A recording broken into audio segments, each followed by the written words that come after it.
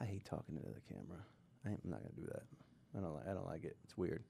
Makes me feel weird. Yeah. Hey everybody, I'm Andrae. Will you be my friend? It don't seem real. Yes, I didn't get that enough hugs growing up. So oh, we're live. Sorry. Andre Bailey here. Change Everything Live with Orlando Magic legend Nick Anderson. Nick, what's up, man? How you going on? doing, bro? All right. Thanks for coming in the studio. For those of you out there, I'm supposed to look into this camera and say this, but I think it's weird, Nick. But for those of you out there who are watching this on CBS, this is a shortened version of a longer interview that they can watch on YouTube Live or here on Apple iTunes as a podcast. Change Everything Live, Nick, is a long new media conversation we have with influencers, celebrities, but then we crush it down for television. We'll actually put all the social media posts in the TV show while we're talking. So TV, but we're trying to be fancy with the internet. So That's a good thing because, you really stop and think about it. Not a lot of people really stop and have good conversation anymore. nope. So again, how do you take a big, long conversation like a podcast does, put it on television? That's what Change Everything Live is doing. So Nick, what's going on, man? You are a guy who lives in Orlando. You were a big part of the Orlando Magic, but for a lot of people out there that don't know, I mean, you were in the NBA when things was really hot. You got all the new guys, LeBron, Kevin Durant, Steph Curry. But you played against the likes of Michael Jordan, Pippen, Charles Barkley, Hakeem the Dream. I could go Patrick Ewing. I could go on and on. And you played with some of the best players that have ever played before, Shaq and Penny. Who is, with all your NBA experience, who is the toughest player you ever played against? Should I take Michael Jordan out to? No, if it's MJ, I want to hear that. Well, I would say it has to be Michael Jordan, but I really have to bring these guys in the same conversation as Michael Jordan because these other guys that I'm going to mention, they were tough to defend also. The Clyde Drexlers, Reggie Miller, and someone who I modeled my game out after. I want to be like him on the court as well as away from the court, and that's somebody that I respect dearly and still to this day, and that's Joe Dumars of Detroit Pistons. That was just my guy because I enjoyed his game offensively, defensively, and again, as I mentioned, what he did away from the court. I just love him. Yeah, my family moved here when we were 3 years old from Michigan.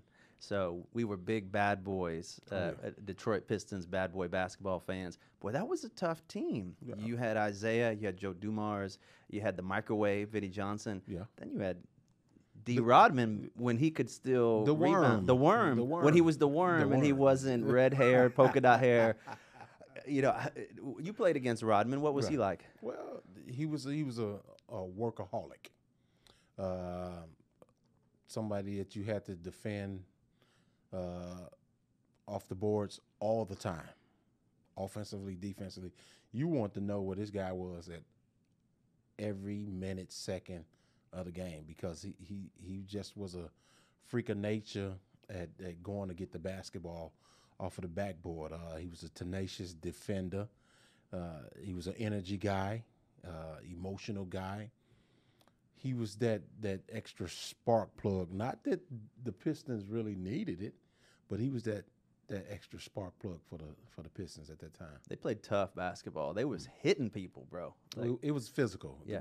More physical back then than it is now. Oh, the no NBA. Question. You look at the game today. You can't even compare to those 90s, those late 80s, those early 90s. The physicality of the game, it's changed tremendously. Yeah, I don't consider myself a basketball expert. I'm more of a fan, but it does seem if you watch someone like a James Harden nowadays, he has the ability to work one-on-one in a way that you couldn't have back in your day. I mean, you would have seen double teams that now are kind of illegal, and someone would have been up in James's junk if he was up there doing all those dances. Right? Is that no different? Question? No question. You mentioned back in, like I said, the late 90s, late 80s, early 90s, the way the game was played, especially defense, we're teams are not gonna just let you stand out at the top of the perimeter and jack around with the ball and play one on.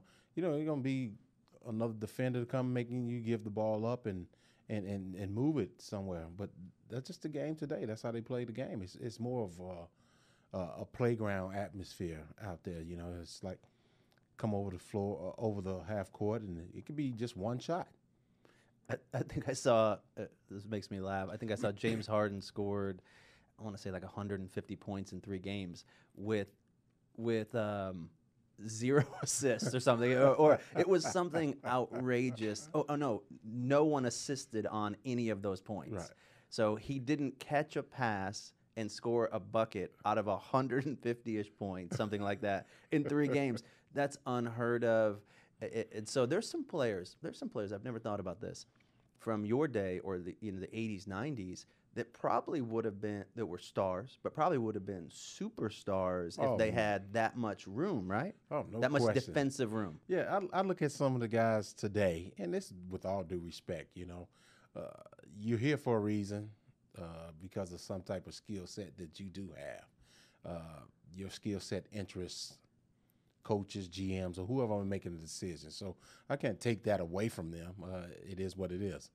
But some guys, when I played, maybe the 10th, 11th, 12th man, that didn't get a whole lot of time back then, which guys that can really give you some big numbers when they got in the game, they can come in this league today and their name will be in the rafters as the superstars. Yeah, because their shooting would it be out of place to say that shooting is the highest commodity valued in the NBA now? Is that the highest commodity? Yeah, because again, we talk about how the game has changed. Big men are stepping out to shoot threes. Our big man very rarely took threes. They're getting pulled out of the game. You a 7-footer back then, and you shoot a 3. You getting benched. You probably getting sent to the locker room. Correct. Because it wasn't. It didn't happen. Mm-hmm. Our big man. When I say our big man, the guys that I played against, you mentioned the Elijah Wands and the Patrick Ewings, Rick Smith, Shaq, and guys that were dominant. They took care of the paint area in 17, 18 feet in. So. But nowadays, you got the big guys stepping out, shooting threes from the top of the key in the corners. And this is on my own opinion about this. Those guys, they're allowed to do it, but where's your defensive presence? Who's protecting the paint? Who's protecting the rim? So if you got a big man out there shooting jump shots, that means I can get to the basket anytime I get ready because there's nobody there to defend the rim. Imagine Rick Smits today. I think he would have been. He's one of those players that would have translated. What was he? 7'4". 7'4". The Duncan Dutchman. And could shoot out of the gym. He had them terrible knees. Yeah. But he wasn't the most athletic player in the league, but he beat you because he was a smart basketball player. Pick and pop. He was one of those guys. He got in a pick and roll with Mark Jackson. You can corner pick and roll with him. You can elbow pick and roll with him. And he had knocked down that 18, 19-foot shot. And then he can post up. He turned over his left shoulder, his right shoulder, corner jump shot. He was a skilled big man, just because he wasn't athletic, that didn't mean anything. He beat you in other ways. All right. Of the best players in the league today, let's say, I'll just throw them out there so you don't have to. Steph Curry, James Harden, LeBron James, Kevin Durant. Who would be the 5th there? I'm going to ask you a different question. Who would be probably the 5th best there? I would have to throw one of my favorites now. His game has changed so much since his rookie year because he's worked on his game, and that's Giannis Antetokounmpo. Oh, yeah, amazing. Of those 5, which one would translate best into your era, into the 80s, 90s? Whose game would still be just as tough in the competition you were against when the rules were different of the superstars that are playing today? I would have to say LeBron James. Just because of the physicality? Yeah, physicality. A kid is 6'8.5", 6'9", 260 or whatever he is. his body, the way he gets to the basket and absorb physical contact and things of that. I think he would translate very well back then. Freaking nature. Freaking nature. Just, that's all it is. So, who was the biggest trash talker, Nick Anderson, that you played against? And again, is actually let me ask you a question before that. Is there more trash talking back then? Was there more trash talking back then there is now, or is it about the same? You think, in your opinion? It's about the same, but what's different was our trash talking.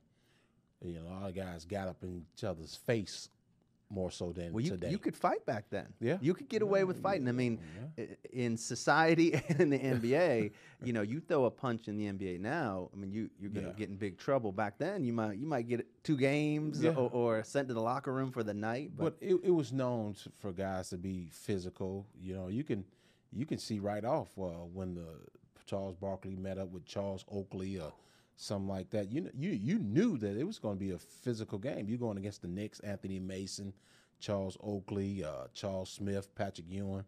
You knew that you were in for a physical game. Those Pat Riley teams that he coached. You think about even go past the Knicks and moving to the Miami Heat. You had Alonzo Mourning, P.J. Brown. You had guys that were physical. That's the way Pat Riley liked his ball club. They was physical. They were going to grind it out, and you had to be ready to play those teams because they was just a physical team. So trash talking was different back then to now from the standpoint of trash talking now. There's very few people that are dumb enough to throw a punch nowadays. It's going to cost you a lot of money. It's going to cost. It's going to cost you a huge amount of money if you get trash talking. You get in a real fight. But back then, knowing that the NBA was going to be more lax if you got in some kind of physical altercation, trash talking was, hey, I'm going to talk trash, but if we got to go, we got to go at times, right? Yeah, you drop the ball and throw the hands. You know, it was that sometime. I'm not going to sit here and say that's what it was all about. But nowadays, I think it's more. If you throw a punch, like you say, it's going to cost you. But, you know, you get more so guys, the image, what image, how people are going to portray you. It's going to hurt your sponsors. Yeah, the media, well, he threw a punch, and you know what comes behind that, what will be said, all of that. And I don't think any guys want to be put in that category with what will happen behind that. Man, Charles Barkley had his own UFC series of fights. I mean, let's see, he had a good fight with Oakley. He had he had the famous fight where he threw the ball at Shaq. And then they went into some straight Hoist Gracie wrestling match. But I'll say this, you know, I look at the Draymond Greens. Who else? Embiid? No, okay. But what I'm getting at, I'm saying a young Charles Oakley. I don't think any player in the league today, I would have to tell you, that's not what you want. You don't want to run up on that. That's something different. These young boys don't understand. That's a whole different ball game. You just didn't want that. Oakley had this street ball element to him. I guess that's my only way of articulating it, where it was like, I grew up in Osceola County here, and we always had a really good basketball program, and we used to have a motto: you win the game or you win the fight. It's a good night if you do both. But Oakley was like, he was hard, bro. Well, like he for real. He brought the physicality to the game.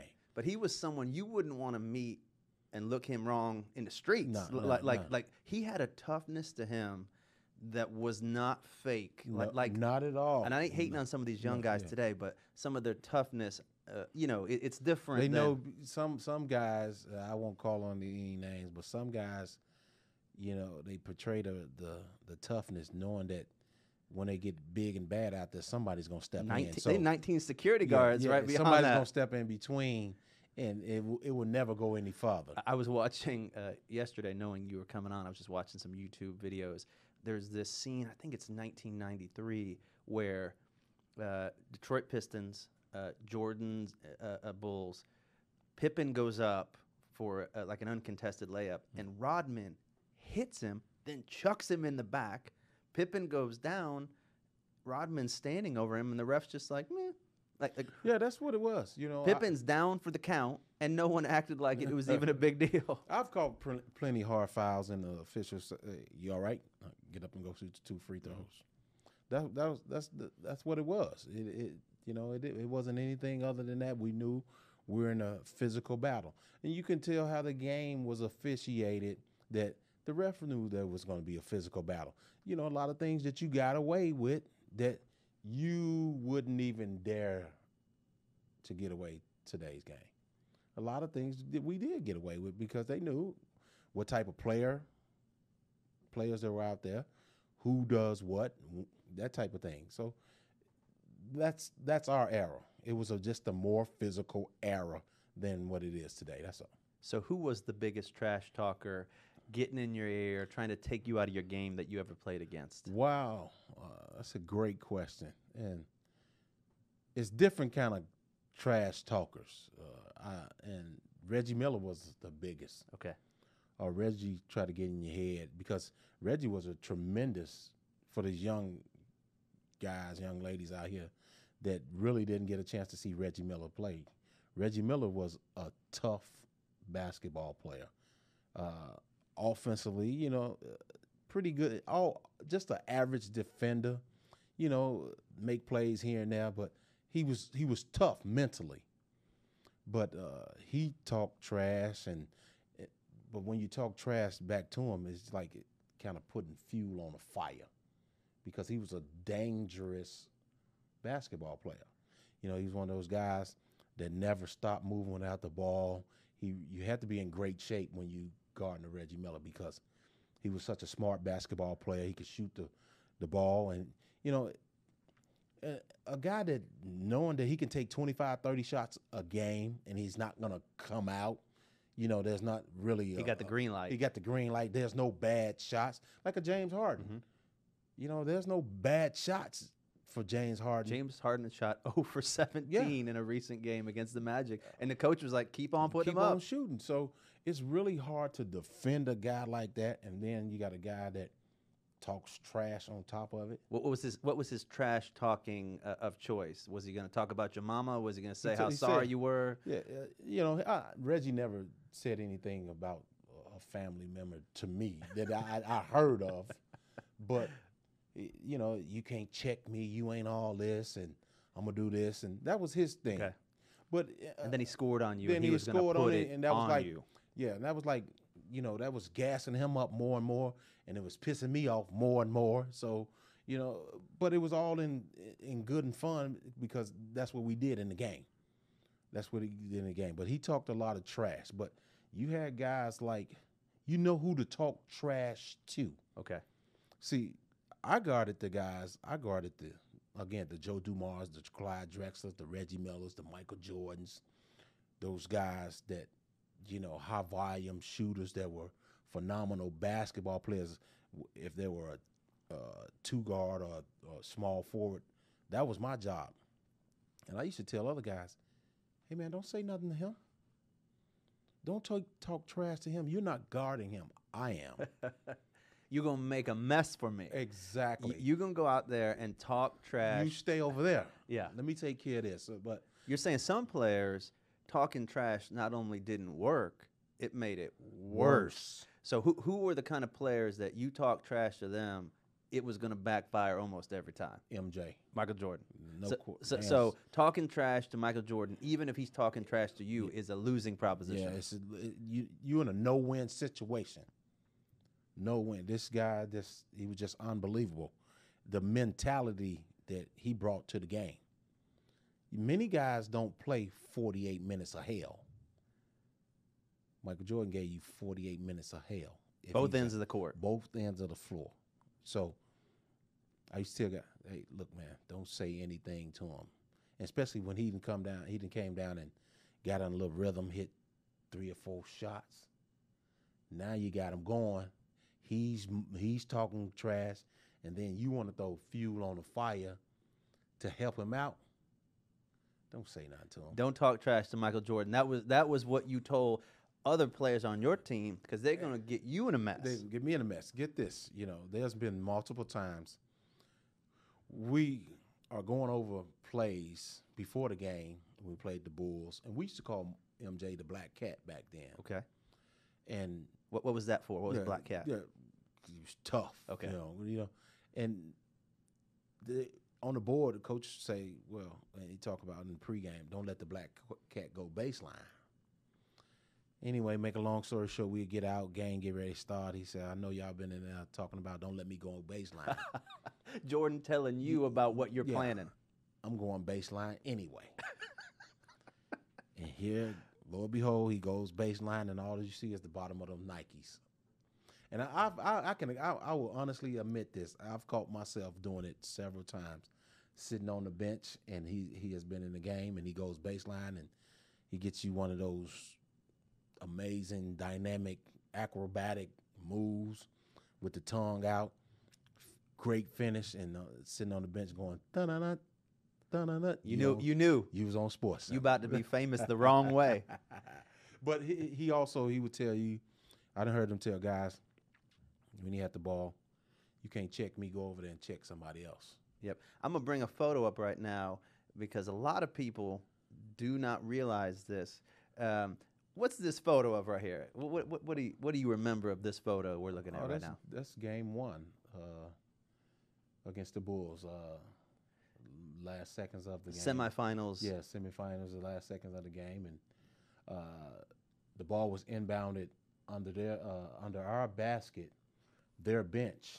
And they threw it into him. And I swiped at the ball the first time when it was inbound, and he got around me.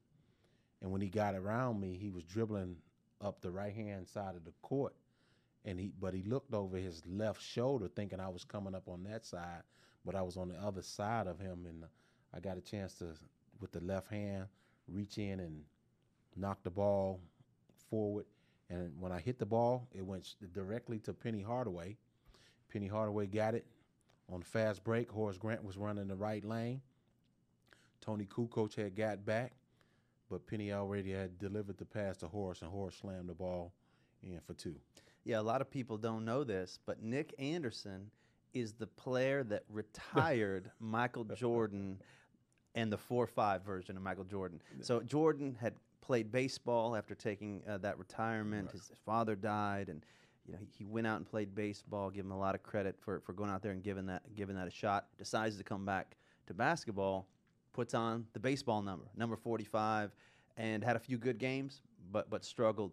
But in this game, he's got the 4-5 on in this photo. You steal the ball, the Magic win, and then you say, this is what's reported. This is what's reported. That's what we're reporting. What's reported is that you said Jordan is a step slower in the 4-5. Right. And so he retires the 4-5 that night, comes back out in game 2, and puts up 38. Yeah. So, but the point is, Nick Anderson retired Michael Jordan's 4-5. I'll take that, but let me tell you what was said. I was asked, what is the difference between the 45 and 23, and I just simply just asking the question that 45 is nowhere near 23.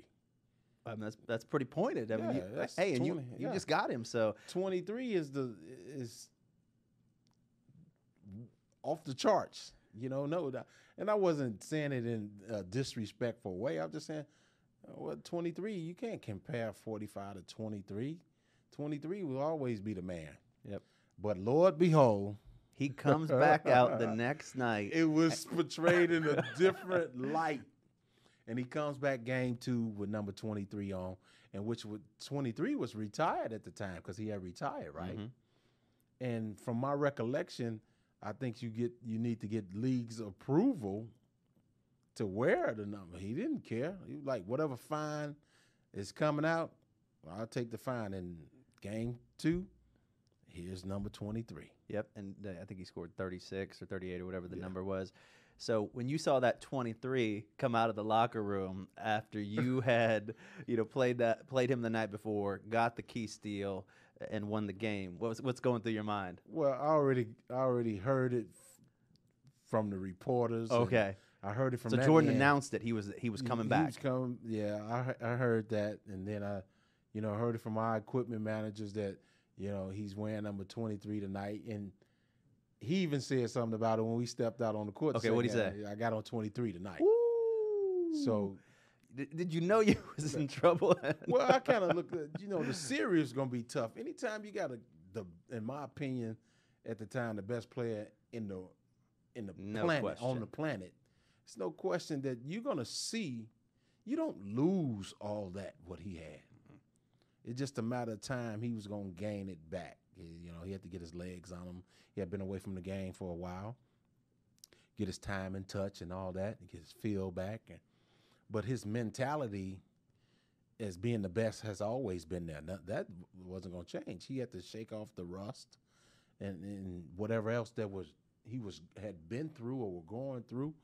And after he set that aside, we see the greatest player in the world again. Nobody retired Michael Jordan but Nick Anderson. That's all I'm saying. So That's my man. That's my man. Tell you a little story. You see that I have on the Jordan 10s too. I didn't notice that in the photo. And recently, those shoes came back out, and a lot of people don't know those were my shoes that I wore in my NBA career because of that man right there. Wow, I never noticed you guys wearing the same shoes in that Yeah, photo. and we just did a commercial. I did my part of the commercial in October when the Jordan 11s was coming back out.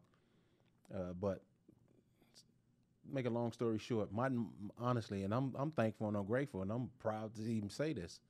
My Nike deal that I received and the way Nike took me in as a family member is because of that man right there. Wow. And because that's my buddy, and Nike took care of me on account of MJ. There's a lot of people out there who have royalty deals with Nike, Adidas, whatever the company. I'm a Nike man. Hey, they should be sending MJ 10% because he pioneered. Michael Jordan pioneered not only basketball, but he pioneered what it meant to take your image and have it be something that you could put out on shoes and T-shirts and gym wear. No question. All these other people following behind that train. And I'm gonna share something else with you. That actual photo right there, you can go to the Foot Locker today.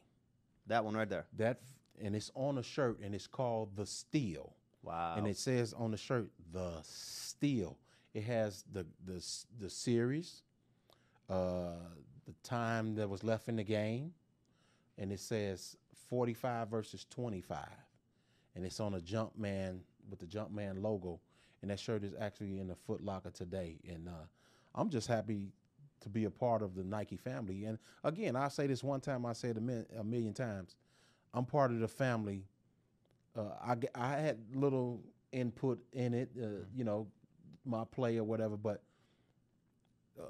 MJ, he signed off on, hey, take care of my man. Wow. And it's still to this day. That's my buddy. It's still to this day. I'm gonna show you a couple other images. I want to get tell me about them. Do the play-by-play. So what is? Wow, that's a young Nick Anderson. Look at I don't know where the hair is gone now, but that actual photo is after the game against Syracuse. We beat Syracuse at the Minneapolis Metrodome. We won that game. That was the game to go to the Final Four in Seattle. On that Syracuse team that we played against was Derek Coleman, Stevie Thompson, Sherman Douglas, Billy Owens, Matt Rowe, Jim Boeheim was the coach. Boy, Derek Coleman was a beast. Yeah, that's my man DC. I still talk to DC today.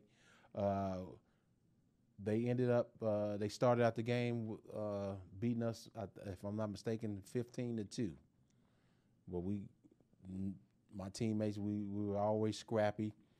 Got back in the game. We ended up I think we won that game, if I'm not mistaken, 83-84, somewhere like that there. And we ended up beating them to go to the Final Four. And at the Final Four, it was us, the Fighting Illini, Michigan, Seton Hall, and Duke. You still got that net? Yeah, I still got. Actually, I still have that net, and and it hangs on a trophy at my house.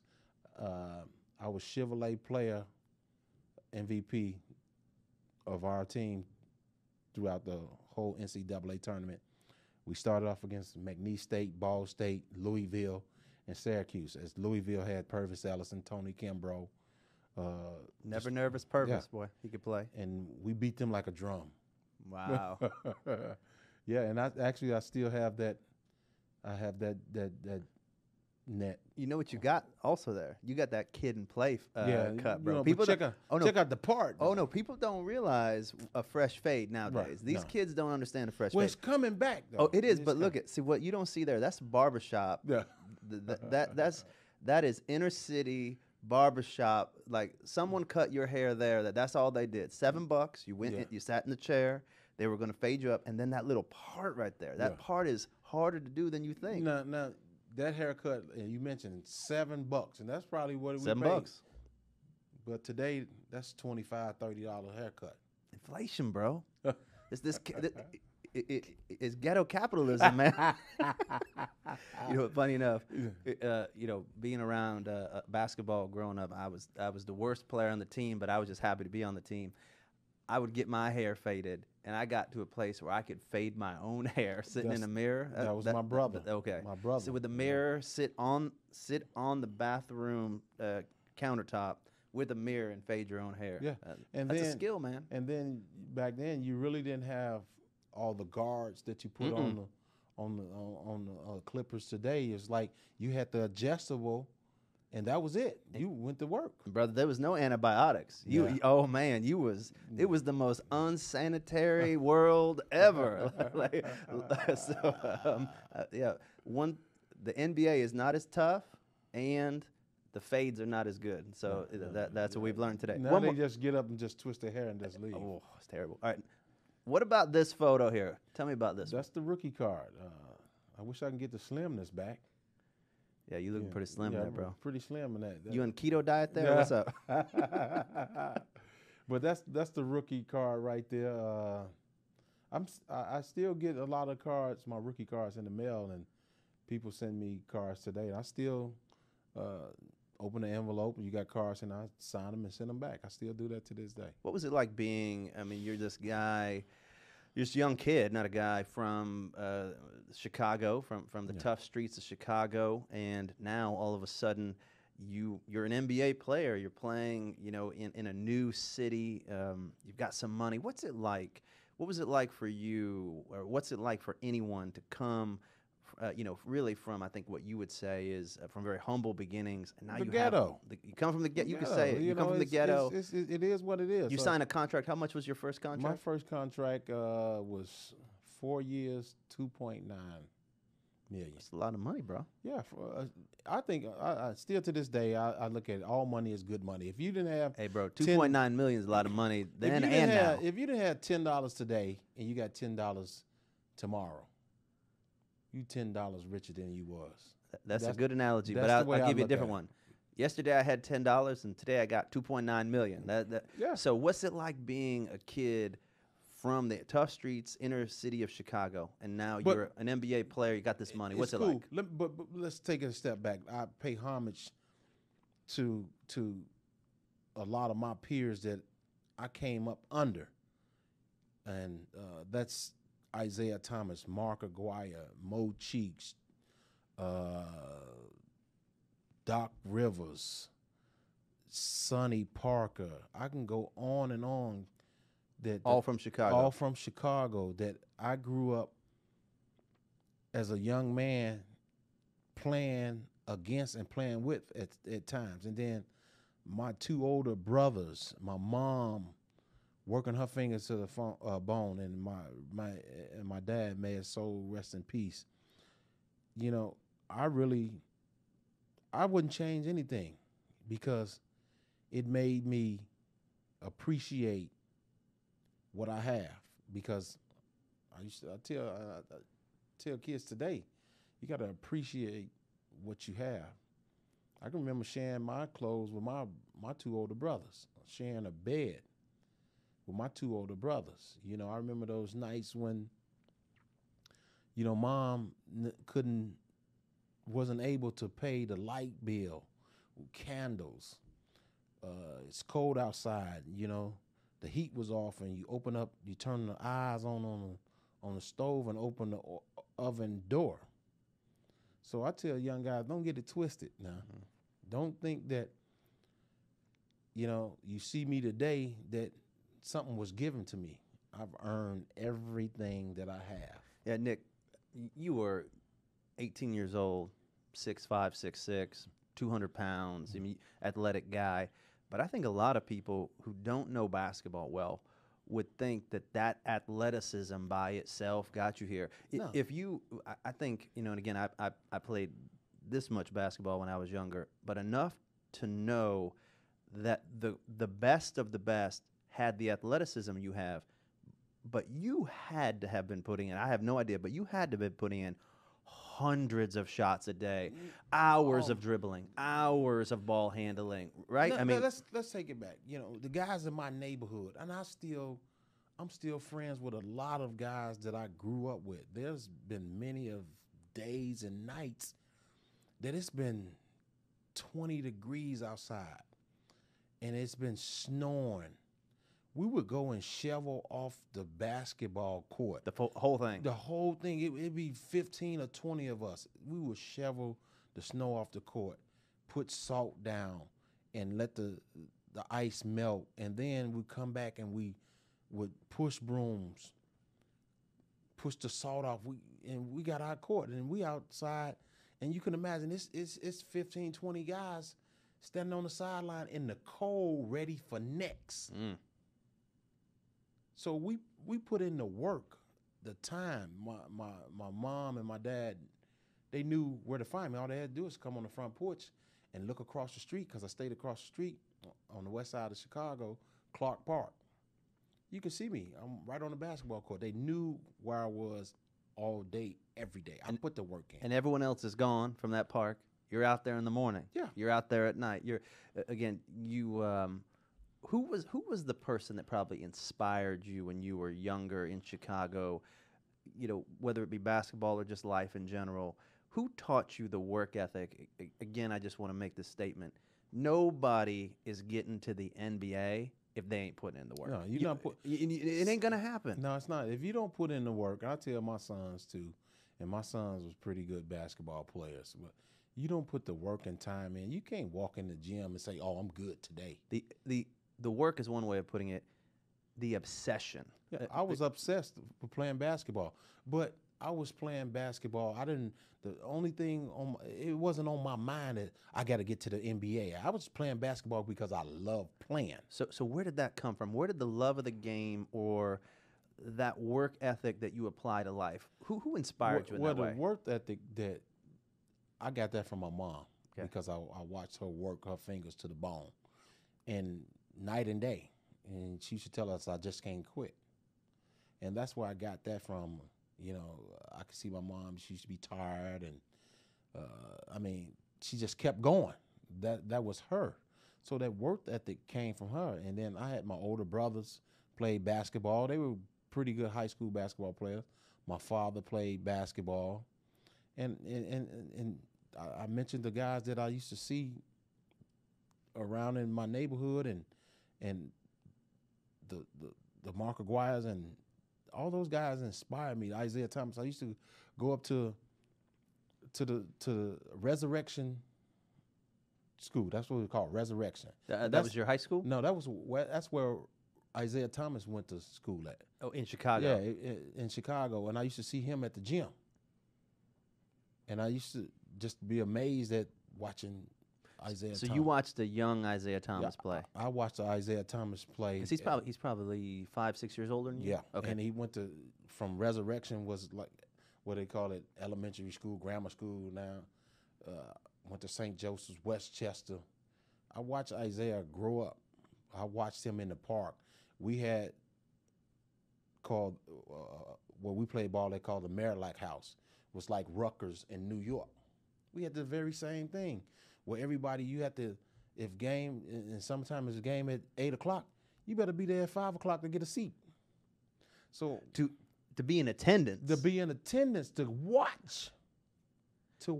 All right. So who were the Chicago Legends playing back then? Mo Cheeks, Isaiah Thomas, Mark Aguirre, Terry Cummins. On the court. On the court. We had Teddy Grubbs. I mean, the names just go on and on. And they were Sonny on Parker. there, out there on a daily, nightly basis. Yes. And this is what I grew up watching and playing in. And I just want to play basketball. I didn't play because I had to. I love playing basketball. I love competition. And I say to young guys today, don't run from the competition, run to it.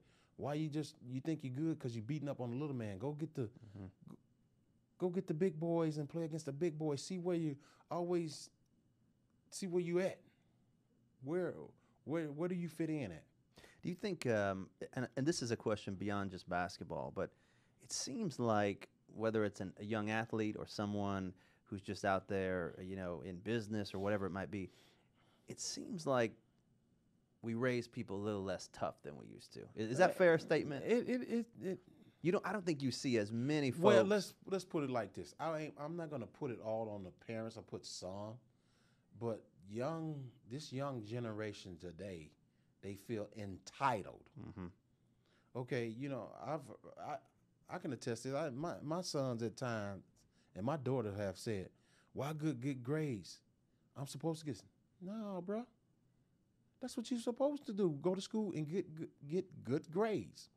Get this. When I speak to young men and women today, I ask them these questions. I ask, how many of you in here today have 9-to-5 jobs?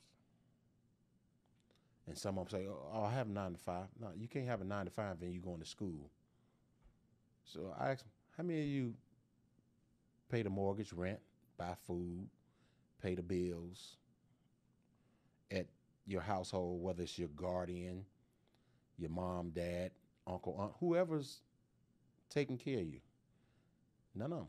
So what I'm saying to you is those folks that I just mentioned, all they are asking you is to do is go to school, get good grades, and stay out of trouble. You live rent-free. You're not buying your clothes and your shoes. Someone else is doing that. Someone else is going to work and do that. Someone else is putting food on the table. Someone else is keeping a roof over your head. But you sit here and tell me that you can't go to school and do the things that you're supposed to do, go to school, get good grades, and stay out of trouble. How hard is that? But some find it very difficult to do. Yeah, I saw Tom Brady put something up. Not sure if you're a Tom Brady fan or not. I love Tom Brady. I love Tom Brady. He is, well, of course, he was a Michigan quarterback, and I've got sixth-round pick, right? Oh, 6th round, just killing people. Well, Still, 40 years old, killing them. Okay, 6th-round pick, and this is for the young athletes out there today. You don't have to be a 1st or 2nd round draft pick to make it in this league.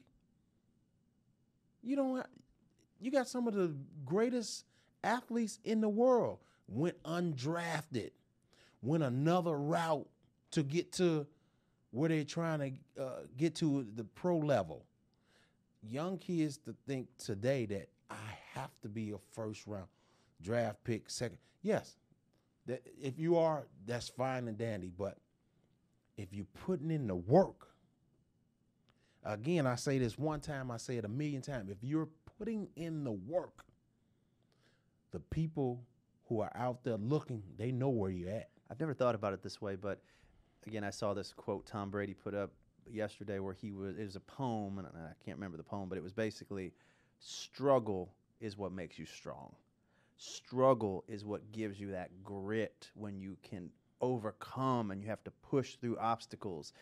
And what he was saying by just posting this poem is, if you want to understand Tom Brady, if you want to understand someone who performs, whether it's football or whether it's business or whether you're a pastor of a church or whatever it is, it's those that can fight and not quit and not give up and that can overcome, that not only achieve greatness but become great in themselves. It's without that struggle, Brady was saying in this quote he posted, you can't be who you're going to become without going through adversity. I think, Nick, a lot of young folks, they whether it's they're afraid to compete, they're afraid of being uncomfortable. but it's only in that moment where you're uncomfortable, you overcome, that that you become the person on the inside that allows you to be a champion. And you were saying this a minute ago. I do think, and by the way, the younger generation, we hate on them a lot, and sometimes it's deserved, sometimes it's not. But I will tell you, I agree with this 100%. When you go through struggle, this is where parents mess up, I think. Allow your kids to go through some things. Don't put them in the private school always and hide them. Don't give them a damn trophy if they got 7th place, but you don't want them to feel bad. Yeah. Let them experience struggle and make them overcome, because that's what those life lessons, no matter where they are, those have cross-platform application. I was never an athlete in any way like you are, but sports when I was younger, they taught me when I had no one else and nothing else to teach me the greater principles of life. Sports gave me those principles, and so that's, I think the young folks now today, they don't have that, and so how do we give that to them? Yeah. Well, again, solve all millennial problems right now, Nick. You made a great point. You have to let them go through something. You have to let them fall on their face to understand that it's okay. If I just keep feeding you, here you go, you will never learn to feed yourself. Nick, we're going to wrap up in just a second. Again, Change Everything Live with me, Andrae Bailey. If you're catching this on CBS, the entirety of the interview is available on Apple iTunes and on YouTube Live. Nick, what's one piece of advice? If you could give one piece of advice, if they took you to that NBA rookie, they do this symposium, all these young guys who many of them had challenging backgrounds or come from tough places, and like they figured out how to get now to the NBA, and now they have money. What's the one piece of advice you give young guys in the NBA, or a young celebrity, or just someone in general? Yeah.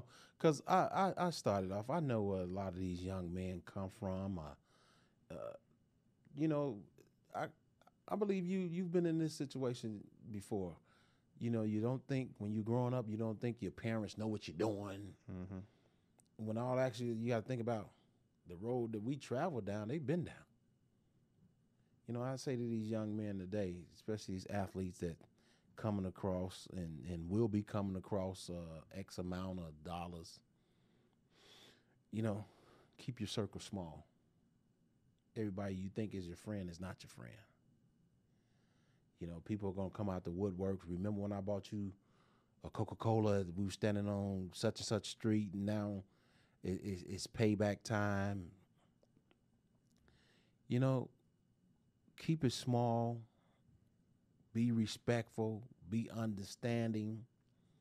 Know where you come from, because if you don't know where you come from, you surely don't know where you're going.